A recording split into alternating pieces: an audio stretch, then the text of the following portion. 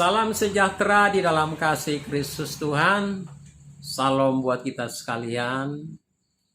Kita bertemu lagi, jumpa lagi dalam kasih Kristus, di mana kita saling menguatkan, saling membangun, dan tentunya hanya lewat sharing kebenaran firman Tuhan. Itulah yang memampukan kita menghadapi badai dan gelombang hidup, tantangan hidup ini. Hanya lewat kebenaran firman kita dikuatkan. Nah, Bapak Ibu yang dikasihi Tuhan, kalau kita berbicara tentang sukses, maka ada pendapat, pemahaman berbagai orang berbeda satu dengan yang lain. Ada yang berkata bahwa sukses itu ialah kalau dia punya usaha besar, proyek besar, hasil besar, itu baru sukses baginya. Tapi ada pula yang berkata bahwa kalau dalam hidup ini dia tidak pernah punya utang, bebas utang, itu sudah sukses baginya. Ada pula yang berkata kalau dia sudah punya rumah mewah, mobil mewah, harta banyak, itu sukses bagi dia. Tapi ada pula yang berkata bahwa yang penting damai, sejahtera, saling menopang, saling membangun dalam keluarga walau hidup sederhana. Tapi ada damai sejahtera, dekat dengan Tuhan. Itulah sukses buat mereka.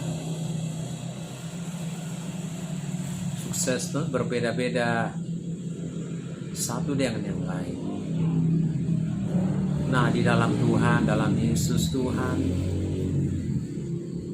juga merencanakan kesuksesan bagi umat-umatnya yang sangat dikasihinya. Ya, dia aja mau mati buat kita, memberikan hidupnya. Tentu dia juga menginginkan kita ini sukses dalam hidup ini. Apa itu sukses di dalam Tuhan? Sukses di dalam Tuhan ialah ketika kita ini menggenapi mimpi-mimpi yang Tuhan taruh di hati kita. Sukses ialah ketika kita dapat menggenapi mimpi-mimpi, rencana Tuhan yang Tuhan taruh di hati kita, di hidup kita, dan kita mampu menggenapinya. Itulah sukses di dalam Tuhan. Nah, lewat pembacaan kita pada saat ini ialah pokok pembacaan kita ialah bagaimana kita sukses di dalam Tuhan. Kita akan baca, kita akan ambil kitab, kita akan buka Alkitab kita akan baca 1 Tesalonika 5 ayat ke-16 sampai dengan yang ke-22. Kita akan lihat di sini sukses di dalam Tuhan. Dan yang kita lihat di sini adalah ada 7 ayat.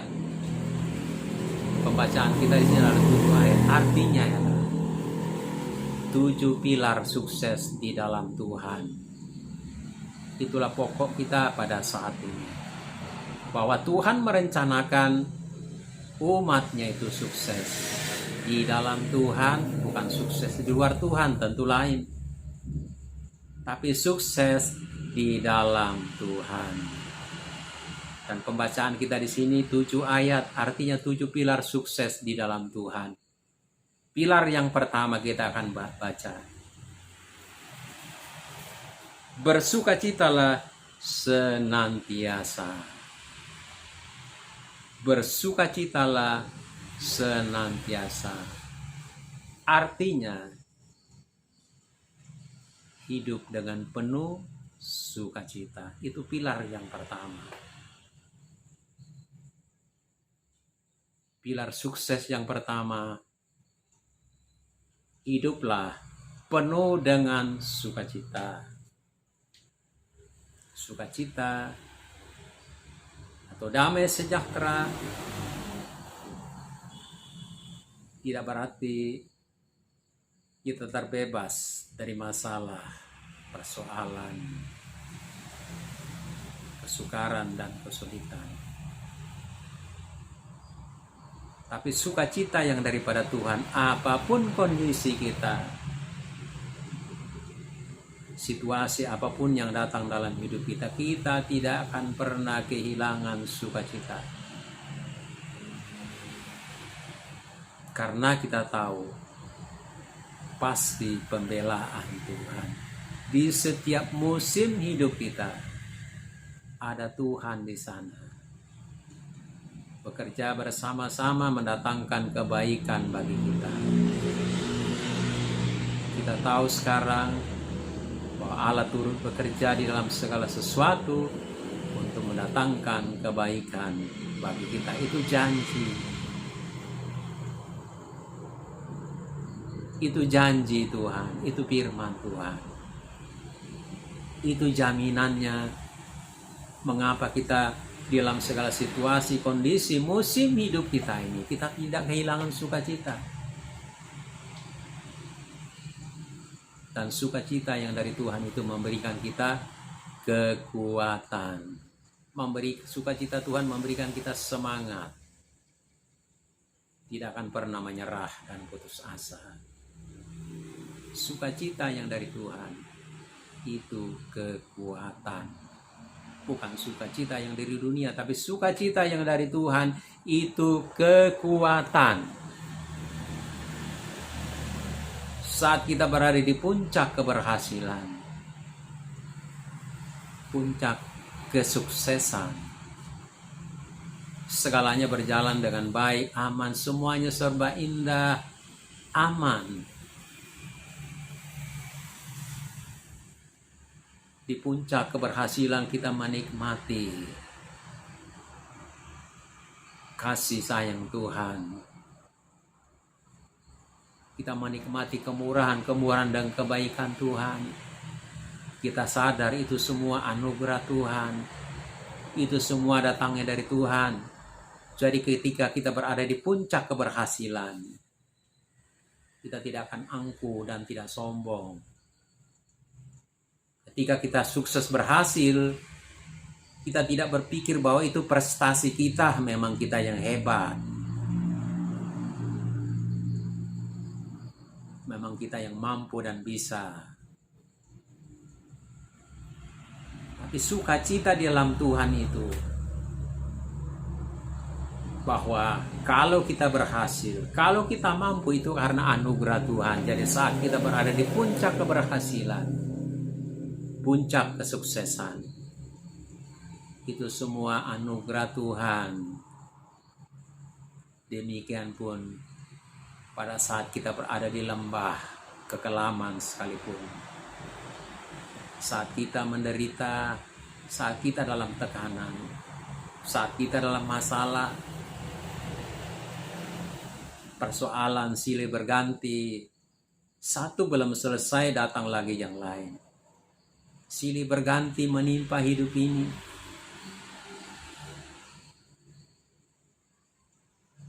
Persoalan tekanan terus bertubi-tubi menghimpit hidup kita ini. Bisa tekanan, bisa masalah, bisa persoalan, bisa sakit penyakit atau kelemahan tubuh. Tapi itu semua tidak menghilangkan sukacita kita, damai sejahtera kita. Sebab kita tahu pembelaan Tuhan di setiap musim hidup kita, Dia ada di sana, bekerja bersama-sama dengan kita untuk mendatangkan kebaikan bagi kita yang mengasihi Dia. Dia Tuhan yang ada di puncak bukit, Dia Tuhan yang di puncak gunung, yang memberikan kita kesuksesan dan kemenangan. Dia Tuhan yang sama, yang tidak pernah berubah saat kita berada di lembah kekelaman sekalipun, Dia Tuhan yang tidak pernah berubah. Saat kita menderita sengsara, tekanan, penderitaan, bahkan aniaya, cercaan, makian, hinaan sekalipun, kita tidak akan kehilangan sukacita. Sebab Tuhan yang di atas gunung, Dia Tuhan yang sama yang di lembah. Dia yang menopang kita saat kita berada di puncak keberhasilan. Dia juga Tuhan yang sama yang tetap menyertai kita saat kita berada di lembah kekelaman sekalipun, karena Dia Tuhan yang baik, tidak pernah berubah. Itulah sebabnya kita tetap bersukacita, dan itulah pilar yang kokoh, yang kuat di dalam Tuhan, pilar sukses di dalam Tuhan ialah ketika kita hidup ini penuh dengan sukacita, penuh dengan damai sejahtera. Kalau hidup kita selalu sukacita, di mana-mana kita dapat diterima oleh orang, disukai orang, punya teman banyak. Tapi kalau kita arogan, kasar, tinggi hati, sekalipun mungkin kita punya posisi yang tinggi, mungkin kita kaya, kita akan dijauhi oleh orang. Kita arogan, keras, emosional, tentu kita akan dijauhi oleh orang. Tapi kalau kita setiap hari hidup penuh dengan sukacita, damai sejahtera, orang senang berada di dekat kita. Karena sukacita kita akan memberkati orang-orang di dekat kita. Karena sukacita itu sumbernya dari Tuhan. Itu pilar yang pertama. Sukses di dalam Tuhan kita harus punya ini. Hiduplah penuh dengan sukacita. Apa musim hidup yang kita alami? Ya Tuhan yang baik, yang tidak pernah berubah. Dia Tuhan yang di atas puncak bukit. Dia Tuhan yang sama di dalam lembah. Dia Tuhan yang baik di siang hari buat kita. Dia juga Tuhan yang baik pada malam hari. Dia Tuhan yang baik saat kita menghadapi hal-hal yang baik, keberhasilan. Dia juga Tuhan yang baik saat kita menghadapi hal-hal yang buruk dan tidak baik. Dia tetap Tuhan yang baik, yang tidak pernah berubah. Itu pilar yang pertama yang harus kita miliki sebagai umat Tuhan dalam hidup ini. Hiduplah dengan penuh sukacita. Itu yang Tuhan berikan. Sebab sukacita daripada Tuhan itu kekuatan. Sukacita dari Tuhan itu kekuatan. The joy of the Lord is my strength. Sukacita dari Tuhan itu kekuatan, dan itu memberkati orang sekeliling kita. Kita memberikan semangat buat orang-orang di sekeliling kita, sekalipun kita sendiri menderita, sekalipun kita sendiri dalam tekanan, tapi dalam tekanan penderitaan kita pun mampu mengangkat orang lain, membangunkan orang lain. Sebab sukacita dan kekuatan itu datangnya dari Tuhan. Itu pilar kita yang pertama. Yang kedua, pilar yang kedua, kita baca ayat selanjutnya. Ayat yang selanjutnya di dalam ayat yang 17, tetaplah berdoa. Ini pilar yang kedua, tetaplah berdoa.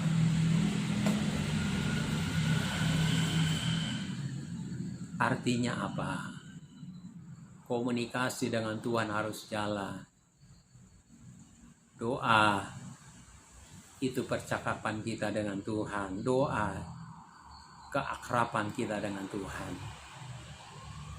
Keakraban kita di dekat dengan Tuhan itu dapat dilihat dari doa-doa kita.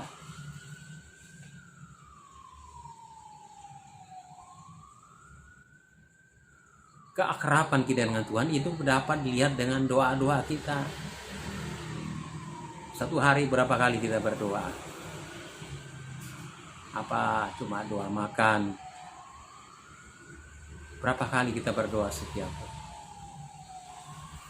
Ayat ini berkata tetaplah berdoa, artinya komunikasi dan hubungan dengan Tuhan harus terus jalan, jangan sampai terputus. Tetaplah berdoa artinya apa? Libatkan Tuhan dalam hidupmu. Dahulukan Tuhan, utamakan Tuhan dalam hidupmu. Percayakan hidupmu kepada Tuhan. Akrab dengan Tuhan. Libatkan Tuhan. Percayakan kepada Tuhan seluruh aktivitas hidupmu.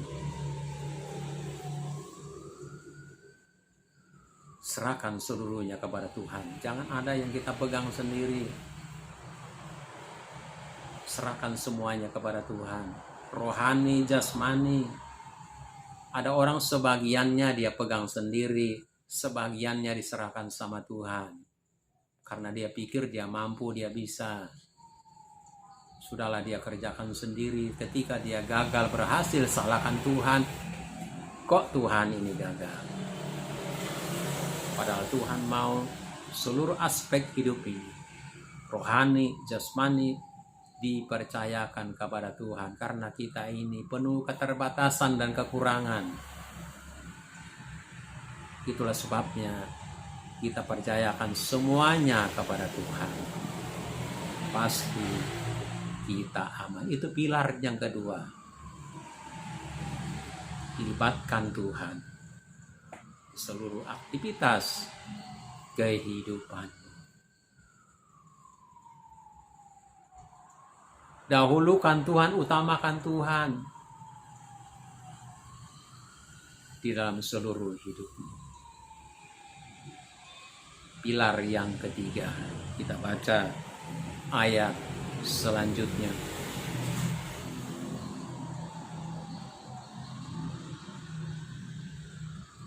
Jadi penting sekali kita melibatkan Tuhan dalam hidup kita. Ketika kita bangun pagi hari, kita bangun bersekutu kepada Tuhan dan mulai berkata, Tuhan, kami akan memasuki hari ini, Tuhan. Tuntun kami, bimbing kami Tuhan menjalani hari-hari yang kami lalui. Sebab hanya berjalan bersamamu Tuhan, kami dimampukan menanggung segala perkara. Kami rindukan Tuhan berjalan bersamamu setiap hari.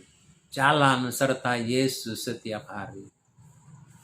Sama dengan Bani Israel, tidak akan berjalan ketika Tuhan tidak berjalan.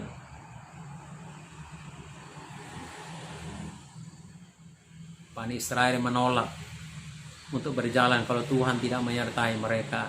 Mereka tidak akan mau berjalan, sebab kalau mereka berjalan di padang pasir tanpa tuntunan Tuhan, mereka akan tersesat. Jadi, doa artinya dilibatkan Tuhan setiap hari dalam hidupmu. Percayakan kepada Tuhan, akrab dengan Tuhan, dekat dengan Tuhan, berjalan bersama Yesus, jalan serta Yesus setiap hari. Dan memberikan juga tetap sukacita dan damai sejahtera. Pilar yang kedua. Dan yang ketiga, pilar yang ketiga kita baca selanjutnya. Ayat yang ketiga. Ayat yang ketiga. Kita baca ayat yang ketiga. Jangan padamkan roh.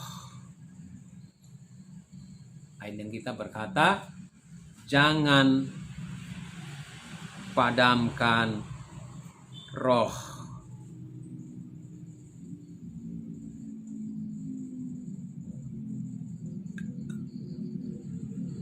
Ayat yang ke 18, ayat 18 yang melompat tadi itu ayat 19. Jadi pilar kita yang ketiga ialah mengucap syukurlah dalam segala hal, sebab itulah yang dikehendaki Allah dalam Kristus Yesus bagi kamu. Itu ayat yang ketiga ya, tadi melompat ke 4. Tapi ayat yang ke-18. Mengucap syukurlah dalam segala hal, sebab itulah yang dikehendaki Allah dalam Kristus Yesus bagi kamu. Ini pilar yang ketiga, mengucap syukurlah di dalam segala hal. Ini artinya apa? Mengucap syukurlah di dalam segala hal. Artinya kerjakan segala sesuatu dengan sungguh-sungguh. Beri yang terbaik bagi Tuhan. Layani Tuhan dengan yang terbaik. Jangan bersungut-sungut. Mengucap syukur. Jadilah orang yang bisa bersyukur, yang bisa menghargai apa yang Tuhan sudah buat. Kerjakan di atas kayu salib buat kita. Belajar dari orang yang bersyukur. Kerjakan yang terbaik buat Tuhan, jangan bersungut-sungut. Itu artinya mengucap syukurlah senantiasa. Artinya kondisi apapun itu jangan bersungut-sungut, jangan marah-marah, jangan ngomel-ngomel, jangan merasa kok saya paling berat tugasnya. Kenapa kok saya diberi tugas yang paling berat? Beri yang terbaik bagi Tuhan. Jangan bersungut-sungut. Jangan hitung-hitungan dengan Tuhan. Kok saya yang memberi yang terbaik? Saya paling rajin, paling aktif. Itu namanya hitung-hitungan dengan Tuhan. Mengucap syukurlah, sadarlah bahwa kita ini hamba yang tidak berguna tanpa Tuhan. Hamba yang tidak berdaya tanpa Tuhan. Mengucap syukurlah artinya merendahkan dirilah di hadapan Tuhan. Belajar merendahkan diri di hadapan Tuhan dan juga terhadap sesama. Itu yang Tuhan mau. Itu pilar kita yang ketiga. Mengucap syukurlah di dalam segala hal. Jangan bersungut-sungut. Persembahkan ini bersungut-sungut, kerjakan ini bersungut-sungut. Hitung-hitungan dengan Tuhan.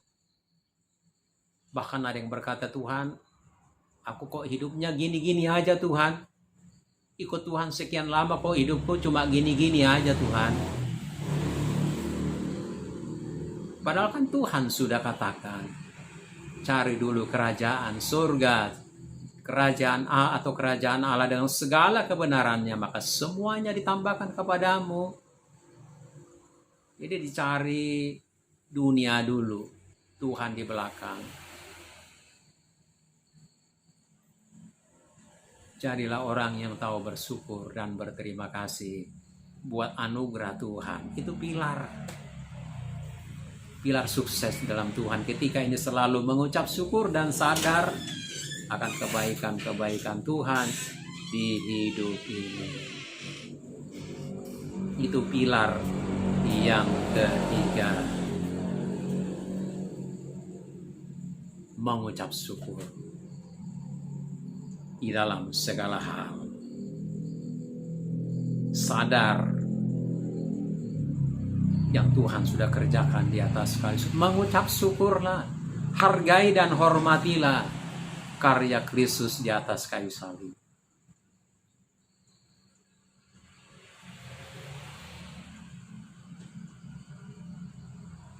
Itu pilar yang membuat kita sukses di dalam Tuhan.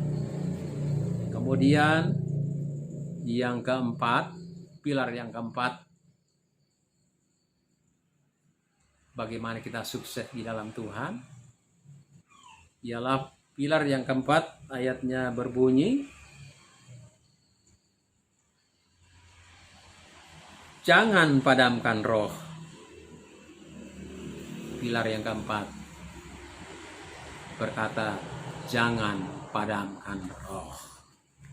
Nah, ini dia artinya Biarkan Roh Kudus menyala di dalam hidupmu. Jangan padamkan roh. Izinkan Roh Kudus mengatur hidupmu. Kalau roh kita padam, maka gairah dan selera rohani kita akan menghilang. Sehingga tidak ada gairah untuk hal-hal rohani kekekalan. Kita hanya sibuk dengan yang dilihat mata, keinginan mata. Seperti pilar yang ketiga tadi, kita tidak bisa bersyukur. Sulit sekali kita bersyukur kalau rohani kita padam. Gairah rohani kita padam. Maka kita akan sulit sekali bersyukur. Sulit sekali kita jadi orang yang bersyukur dan berterima kasih kepada Tuhan. Selalu tuntut hak, lupa kewajiban, lupa tanggung jawab. Selalu tuntut mujizat, berkat, lupa tanggung jawab, lupa apa yang Tuhan mau dalam hidup ini. Inginnya diberkati, inginnya sukses, inginnya mujizat, inginnya berkat, inginnya Tuhan kerjakan segala sesuatu baginya, tapi dia tidak pernah berbuat apa-apa yang Tuhan mau, yang Tuhan inginkan. Cuma tuntut hak, lupa kewajiban dan tanggung jawab. Sulit sekali kalau rohani kita padam. Kita akan sangat sukar untuk menjadi orang yang bersyukur dan berterima kasih. Kalau rohani kita padam, kita akan menjauh dari Tuhan, dan pelan-pelan kita akan menjadi bulan-bulanan iblis. Bulan-bulanan kekecewaan, keputusasaan, kebingungan, kehampaan, kekosongan dalam hidup ini. Jadi pilar yang keempat,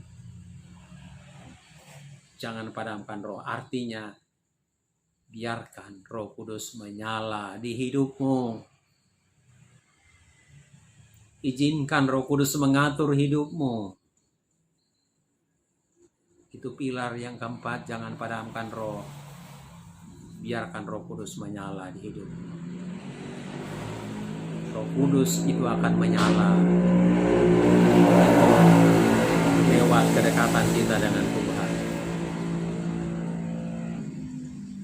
Roh Kudus akan menyala terang ketika kita dekat dengan Tuhan, akrab dengan Tuhan. Lewat apa? Lewat doa.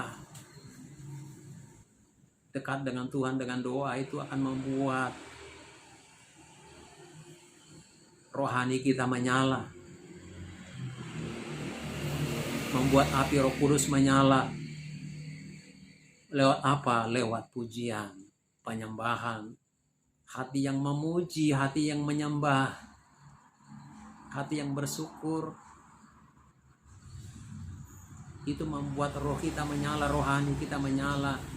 Roh Kudus menyala di dalam hidup kita. Lewat apa? Roh Kudus menyala di hidup kita itu lewat firman, lewat kebenaran firman, lewat penggalian akan firman. Lewat firman Tuhan, ketika kita menggali kebenaran firman Tuhan, Roh Kudus akan menyala.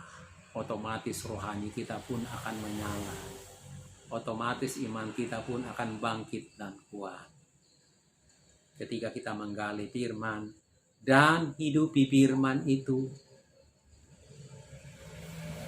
Jangan cuma dengar firman, Kalau kita cuma dengar sana, dengar sini, itu bagus.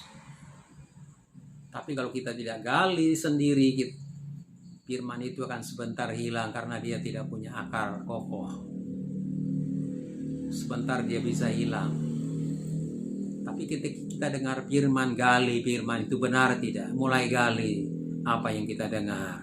Oh iya, memang benar itu firman. Itu membangun, itu menguatkan. Untuk kita bisa mengecap kebaikan Tuhan. Lihatlah, kecaplah betapa baiknya Tuhan itu. Gali firman itu sendiri. Ketika kita menggali firman, disitulah kita akan melihat, merasakan, mengalami firman. Kecaplah dan lihatlah betapa baiknya Tuhan itu. Ketika kita mulai hidupi firman, menggali firman, karena kita merasakannya sendiri. Ya mungkin kita bisa sering menyampaikan firman, tapi belum tentu kita mengalaminya sendiri. Ya paling penting ketika kita menggalinya firman itu, mengalaminya sendiri sehingga kita tahu betapa baiknya Tuhan. Kecaplah, lihatlah betapa baiknya Tuhan itu, karena kita sendiri yang menggalinya dan mengalaminya dan menghidupinya. Itu akan membuat Roh Kudus menyala di hidup kita dan menuntun kita kepada kebenaran di dalam Tuhan. Menuntun gairah rohani kita semakin semangat, semakin sukacita, semakin bersyukur di dalam kita memuliakan Tuhan. Jadi 7 pilar sukses di dalam Tuhan. Kita sudah baca tadi. Pilar yang pertama berkata, bersukacitalah senantiasa, artinya hiduplah penuh dengan sukacita. Pilar yang kedua, tetap berdoa, percayakan Tuhan, libatkan Tuhan, utamakan Tuhan, dahulukan Tuhan di hidupmu. Pilar yang ketiga, mengucap syukurlah dalam segala hal. Artinya jangan bersungut-sungut. Kerjakan yang terbaik bagi Tuhan, layani yang terbaik bagi Tuhan. Jangan hitung-hitungan dengan Tuhan. Bersyukur atas anugerah Tuhan, kebaikan Tuhan. Kemudian pilar yang keempat, jangan padamkan roh. Artinya biarkan roh Allah, Roh Kudus mengatur hidupmu. Dan dia akan menyala ketika kita dekat dengan Tuhan. Lewat apa? Lewat doa, pujian, penyembahan. Hati yang menyembah, hati yang memuji, hati yang bersyukur. Kemudian menggali firman dan hidup di dalam firman. Itu yang membuat Roh Kudus menyala. Otomatis akan membuat rohani kita juga menyala di dalam Tuhan. Pilar yang ke berapa ini? Kelima. Pilar yang kelima berkata, pilar yang kelima ayat yang ke berapa ini? Pilar yang kelima, dan janganlah anggap rendah nubuat. Artinya jangan sepelekan pesan Tuhan.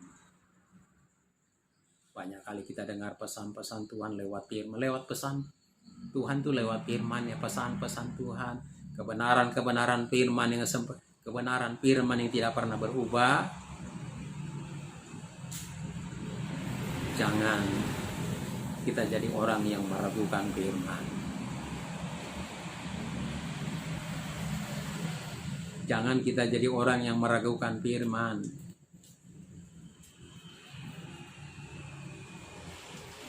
Percaya akan nubuat-nubuat pesan Tuhan yang pasti dalam nubuatan bahwa Yesus itu Tuhan, Yesus itu Raja, Yesus itu Juru Selamat. Percaya akan nubuat-nubuat yang pasti bahwa Yesus itu Tuhan, yaitu Juru Selamat. Tidak ada yang lain. Kemudian pilar yang Keenam, pilar yang keenam berbunyi. Pilar yang keenam, kita baca pilar yang keenam.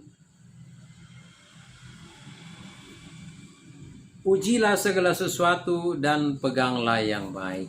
Ini pilar yang keenam. Bagaimana kita sukses di dalam pilar ini yang harus kita miliki.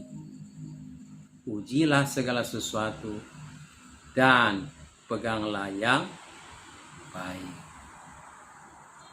Ujilah segala sesuatu, peganglah yang baik. Saudaraku yang dikasihi Tuhan, tidak semua yang datang dalam hidup ini yang kelihatannya baik itu berasal dari Tuhan.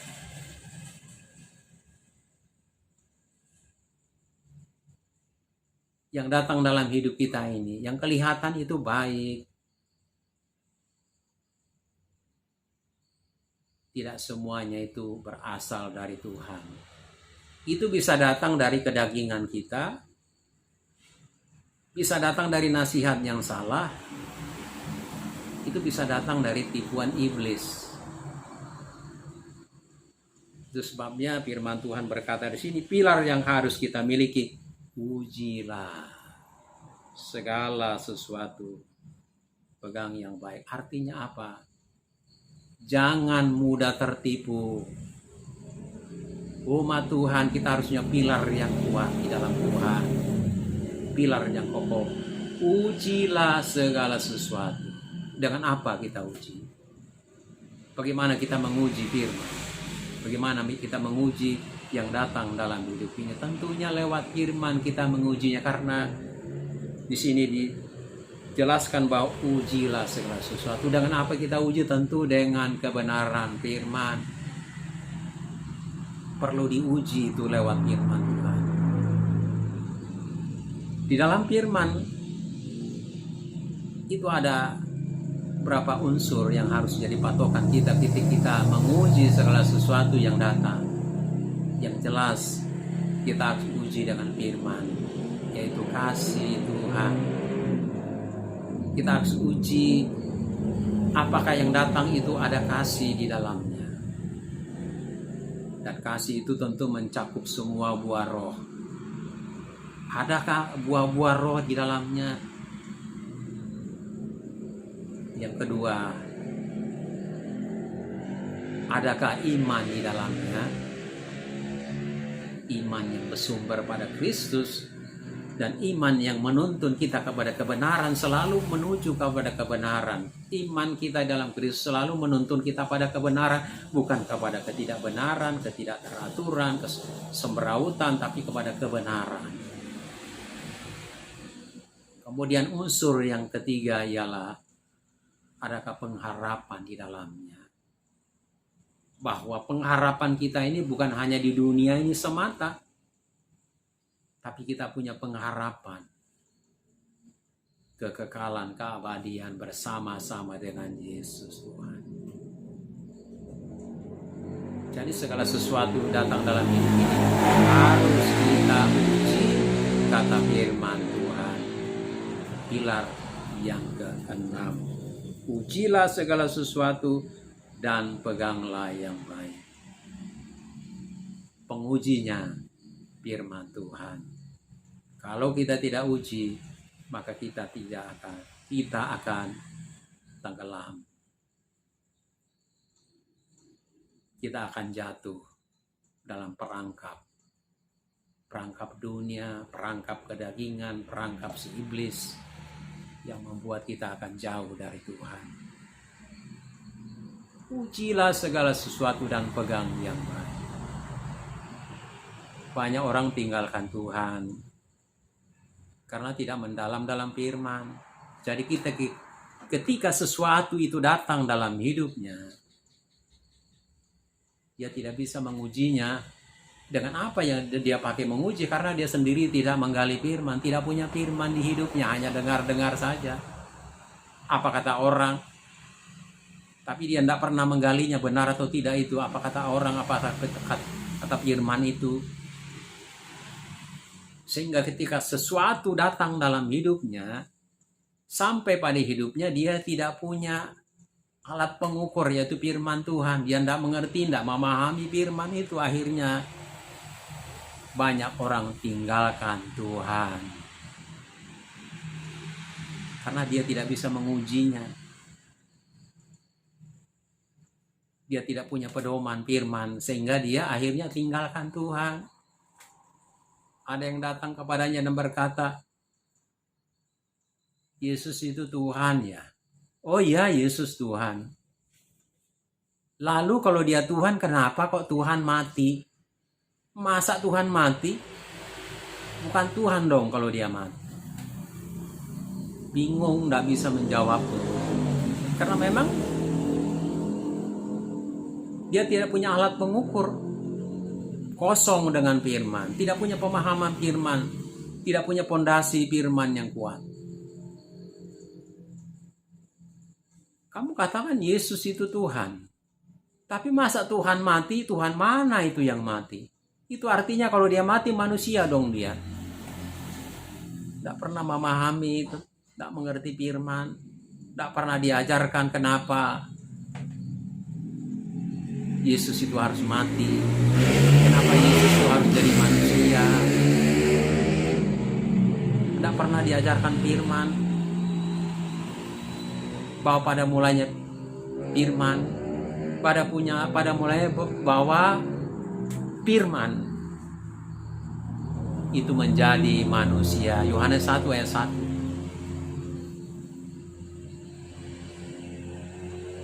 Pada mulanya adalah firman, dan firman itu bersama-sama dengan Allah.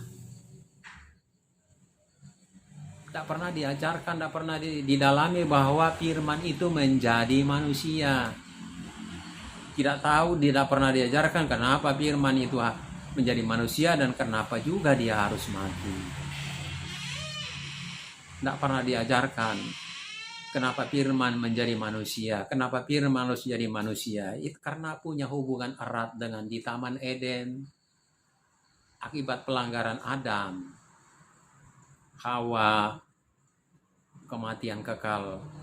Pada mulanya manusia diciptakan Tuhan itu untuk hidup selama-lamanya. Tapi karena pelanggaran Adam, kehidupan kekal itu hilang. Tapi itulah firman menjadi manusia. Mati di atas kayu salib. Berkorban di atas kayu salib. Kita dapatkan kembali hidup yang kekal. Yang hilang kita dapatkan kembali. Hidup kekal kita temukan kembali dalam Yesus Tuhan.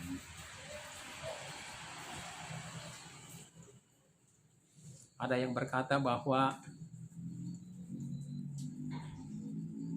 Yesus itu kan manusia. Apa bedanya dengan Adam? Adam kan manusia. Adam kan tidak punya ayah dan ibu. Yesus kan masih punya ibu. Artinya hebat Adam dong. Tidak punya ayah, tidak punya ibu. Nah, Yesus itu kan punya ibu. Artinya dia manusia. Masa dia Tuhan?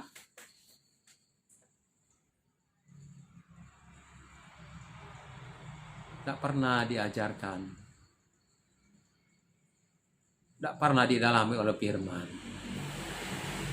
Bahwa Adam manusia pertama itu dari tanah. Tapi Adam yang kedua itu Yesus manusia surga. Beda. Manusia yang pertama itu Adam yang dari tanah. Manusia yang kedua itulah Adam yang kedua, itulah Yesus yang berasal dari surga. Firman-Nya Bapa yang menjadi manusia.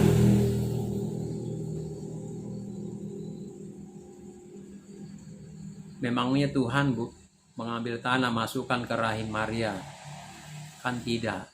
Firman-Nya Bapa, perkataannya Bapa menjadi manusia. tinggalkan Tuhan karena tidak memahami, oh iya, Adam lebih hebat dari Yesus. Karena Yesus cuma manusia, dia bukan Tuhan.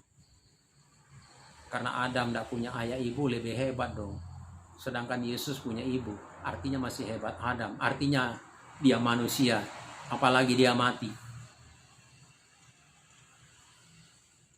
Tidak pernah akhirnya tinggalkan Tuhan.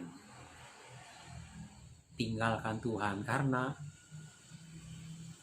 tidak punya alat pengukur, yaitu firman Tuhan, sehingga tinggalkan Tuhan. Tidak punya alat pengukur seperti khotbah gembala sidang live streaming minggu yang lalu, suara-suara bising, suara-suara sumbang. Kalau kita tidak punya alat pengukur lewat kebenaran firman, kita akan jatuh. Makanya banyak orang tinggalkan Tuhan karena suara-suara sumbang yang membuat mereka tinggalkan Tuhan. Tidak mengerti, tidak punya alat pengukur yaitu kebenaran, akhirnya tinggalkan Tuhan. Yesus itu kan bukan Tuhan, dia kan utusan. Artinya kalau dia utusan bukan Tuhan dong. Tidak pernah dia tahu bahwa firman itu menjadi manusia. Dan firman itu perkataannya Bapa. Yesus itu perkataannya Bapa. Dan Bapanya itu ada di dalam dia. Perkataan dan firman itu satu, tidak terpisahkan. Kalau kita berkata-kata, maka kata-kata kita itu tidak terpisah dengan yang berkata-kata. Artinya Yesus di dalam Bapa, Bapa di dalam Yesus, itu artinya dia Tuhan. Dia Tuhan yang harus disembah. Dia Tuhan yang harus ditinggikan. Kenapa dia harus mati? Tentunya untuk keselamatan kita. Jadi Yesus mati itu bukan karena orang Yahudi merencanakannya membunuhnya, bukan. Yesus digiring ke salib. Rencana Bapa lah yang membawa Yesus ke salib. Orang Yahudi itu cuma jalannya menggiring Yesus ke salib. Tapi sebenarnya yang merencanakan Yesus harus ke salib itu Bapa. Kalau Yesus tidak menuju ke salib dan tidak mati, tidak akan ada keselamatan. Jadi bukan orang Yahudi, mereka itu cuma sarana menggiring Yesus ke salib, tapi rencana Bapa lah yang membawa Yesus ke salib supaya kita diselamatkan. Makanya ketika Yesus di atas kayu salib, dia berkata, Bapa ampuni mereka, sebab mereka tidak tahu apa yang mereka perbuat. Betul-betul mereka tidak tahu bahwa sebenarnya yang merencanakan Yesus ke salib itu adalah Bapa yang berkorban. Firman-Nya menjadi manusia dan itu yang berkorban. Bapa yang menggiring Yesus ke salib supaya kita ini bisa diselamatkan. Bukan orang Yahudi. Orang Yahudi cuma sarana yang mendorong Yesus ke salib. Makanya semua yang terlibat pembunuhan Yesus dari atas kayu salib, Tuhan Yesus mengampuni mereka. Bapa ampuni mereka. Ya, dia tidak tahu. Yang tidak tahu apa? Rencana Bapa yang mereka tidak tahu. Karya Bapa yang mereka tidak tahu. Karya keselamatan Bapa orang-orang Yahudi tidak tahu. Makanya Tuhan Yesus berkata, Bapa ampuni mereka sebab mereka tidak tahu apa yang mereka perbuat. Karena memang mereka tidak tahu rencana Bapa buat penyelamatan umat manusia.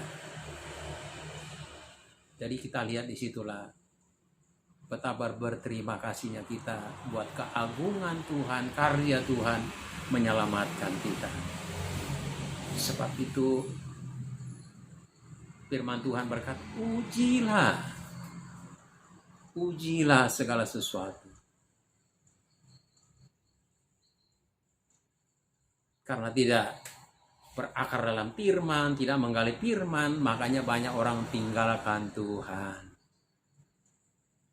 Yesus itu bukan Tuhan, makanya ditinggalkan. Itu dia. Karena tidak berakar dalam firman. Itu pilar kita yang keenam. Ujilah segala sesuatu, peganglah yang baik. Gali itu firman, dalami itu firman. Dan setelah kita gali, dapat harta rohani itu, hidupi itu firman. Itu akan menjadi benteng hidupmu dari pengajaran sesat, suara-suara sumbang yang berusaha menjauhkan kita daripada kasih Kristus Tuhan yang mulia dan agung. Pilar yang keenam, ujilah segala sesuatu, peganglah yang baik. Yang terakhir, pilar yang ketujuh, jauhkan dirimu dari segala jenis kejahatan. Artinya apa? Pilar yang ketujuh, jauhkan dirimu dari segala jenis kejahatan, artinya hiduplah dalam kebenaran. Hiduplah dalam kebenaran. Bagaimana kita bisa hidup dalam kebenaran? Ialah dengan takut akan Tuhan. Takut Tuhan bukan berarti takut neraka. Justru kita sudah bebas dari neraka, hukum maut. Tidak ada penghukuman bagi mereka yang ada di dalam Yesus Tuhan. Kita bebas. Jadi tidak perlu ditakutkan. Yang harus kita lakukan ialah bagaimana kita hidup dalam takut akan Tuhan. Hidup dalam kebenaran artinya kita hidup dalam takut akan Tuhan. Arti takut akan Tuhan ialah mengasihi Tuhan. Hidup dengan menghasilkan buah bagi Tuhan. Ada buah-buah roh ditemukan di hidup kita.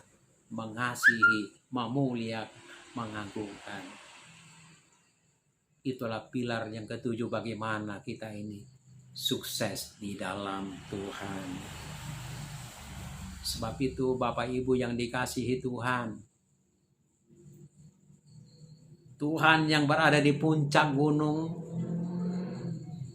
yang menopang hidup kita, ya Tuhan yang sama yang berada di lembah saat kita berada dalam kekelaman, penderitaan, kesakitan, kesulitan hidup, masalah hidup, tantangan hidup, persoalan hidup yang silih berganti. Tuhan yang di atas puncak gunung, dia Tuhan yang sama yang ada di lembah kekelaman sekalipun, dia Tuhan yang baik, yang tidak pernah meninggalkan kita. Sebab itu jangan pernah menyerah dan putus asa. Tetap kuat, tetap semangat di dalam Tuhan. Sebab kita tahu sekarang bahwa Allah turut bekerja di dalam segala sesuatu untuk mendatangkan kebaikan bagi mereka yang mengasihi di setiap musim apapun hidup kita. Jangan menyerah, jangan putus asa. Kita tidak pernah sendiri. Malaikat Tuhan diperintahkan ada di sekeliling kita. Kiranya damai sejahtera Kristus memenuhi hidup kita. Sukacita Roh Kudus memenuhi hidup kita. Tetap kuat di dalam Tuhan. Tetap berpengharapan di dalam Tuhan. Amin firman Tuhan. Kita akan tutup dengan doa. Bapa Surgawi, kami memuliakan-Mu, Bapa, meninggikan-Mu di akhir pembacaan kami ini. Kiranya Tuhan senantiasa layak dapat menjelaskannya lebih lanjut, biar Roh Kudus-Mu bekerja. Tuhan, firman ini boleh memberkati kami. Agar menjalani kehidupan ini Tuhan, kami tidak menjadi lemah dan putus asa. Roh Kudus menyala di dalam hidup. Roh kami menyala. Semangat kami menyala di dalam Yesus. Berkati kami semua Tuhan. Semangat-Mu Tuhan. Yang benar. Pujilah Bapa dalam Yesus Tuhan. Haleluya. Amin.